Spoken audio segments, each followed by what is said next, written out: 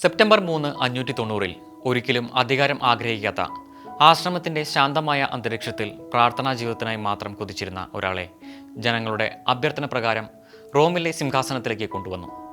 ആ മനുഷ്യനാണ് ലോകം പിന്നീട് ഗ്രിഗറി ദ ഗ്രേറ്റ് എന്ന് വിളിച്ച പോപ്പ് ഗ്രിഗറി ഒന്നാമൻ. സെപ്റ്റംബർ 3 അദ്ദേഹത്തിന്റെ സ്ഥാനാരോഹണം ഒരു പുതിയ യുഗത്തിന്റെ തുടക്കമായിരുന്നു. 580കളുടെ അവസാനം മുതൽ 590കളുടെ ആരംഭം വരെ ഇറ്റലിയെ പ്രളയങ്ങളും മഹാമാരികളും വിഴുങ്ങിക്കൊണ്ടിരുന്നു. ടൈബർ നദി കരകവിഞ്ഞൊഴുകി വയലുകളും വീടുകളും നശിപ്പിച്ചു. അതിനു പിന്നാലെ വന്ന പ്ലേഗ് മഹാമാരി റോമിനെ മരണത്തിന്റെ നഗരമാക്കി. തെരുവുകളിൽ കണ്ടിരുന്നത് മൃതദേഹങ്ങൾ കൊണ്ടുപോകുന്ന വണ്ടികൾ മാത്രം. അതിനിടയിൽ പോപ്പ് പെലാജിയസ് രണ്ടാമനും രോഗബാധിതനായി മരിച്ചു. സഭയ്ക്കും നഗരത്തിനും തലവനില്ലാതെ, ജനങ്ങൾക്ക് ആശ്വാസമില്ലാതെ നഗരം തളർന്നു കിടന്ന കാലഘട്ടമായിരുന്നു അത്. ഈ സാഹചര്യത്തിൽ ജനങ്ങളും പുരോഹിതരും ഒരുമിച്ച് ചേർന്ന് തീരുമാനിച്ചു, പുതിയ പാപ്പ ഗ്രിഗറി ആയിരിക്കണം. അദ്ദേഹം അന്നത്തെ സെന്റ് ആൻഡ്രൂസ് ആശ്രമത്തിലെ ആബട്ടായിരുന്നു. പക്ഷേ ഗ്രിഗറി സമ്മതിച്ചില്ല. സന്യാസ ജീവിതം വിട്ട് പോപ്പായാൽ വലിയൊരു ഭാരമാണെന്ന് മനസ്സിലാക്കി എൻ്റെ തിരഞ്ഞെടുപ്പ് അംഗീകരിക്കരുത് എന്നെഴുതി ചക്രവർത്തിയോട് അപേക്ഷിച്ചു. എന്നാൽ ചക്രവർത്തി ഔദ്യോഗികമായി അദ്ദേഹത്തെ തന്നെ പാപ്പയായി അംഗീകരിച്ചു. ജനങ്ങളുടെ പിന്തുണയോടെ 590 സെപ്റ്റംബർ 3 ഗ്രിഗറി ഒന്നാമൻ പോപ്പായി അഭിഷിക്തനായി.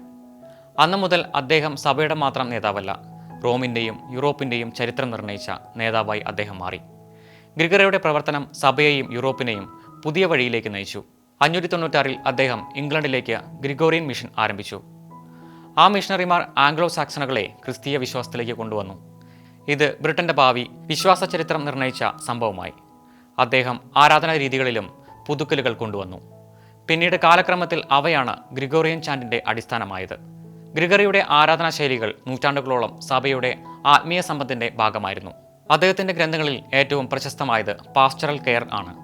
ബിഷപ്പുമാർക്ക് ഒരു ധാർമ്മികവും ആത്മീയവുമായ മാർഗദീപമായി ഈ ഗ്രന്ഥം മധ്യകാല സഭയുടെ രൂപീകരണത്തിൽ നിർണായക പങ്കുവഹിച്ചു.